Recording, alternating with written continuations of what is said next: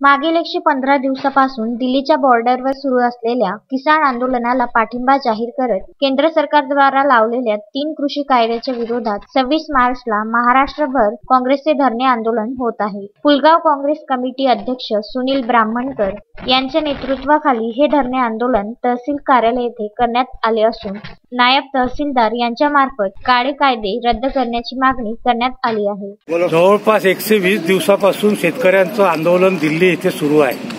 जवळपास 300 शेतकऱ्यांचा त्यामध्ये बळी गेला। कोणत्याही शेतकऱ्यांनी मागणी केली नसताना सुद्धा त्यांच्यावर हे 3 काळे कृषी कायदे लादण्याचं काम केंद्र सरकारने केलेलं आहे आणि शेतकऱ्यांना ती गोष्ट मान्य नसताना सुद्धा जबरदस्तीने लोकसभेमध्ये आधी राज्यसभेमध्ये तो कायदा पास करून या सरकारने हा तुघलकी कारभार या ठिकाणी सुरू केलेला आहे। याचा निषेध म्हणून संपूर्ण महाराष्ट्र काँग्रेस कमिटीतर्फे आज या ठिकाणी उपोषण तहसीलदार आणि सर्व सरकारी अधिकाऱ्यांना निवेदन देऊन केंद्र सरकारचा निषेध करण्याच्या दृष्टीने आज आमचं हे आंदोलन आम्ही या ठिकाणी आयोजित केलं आहे।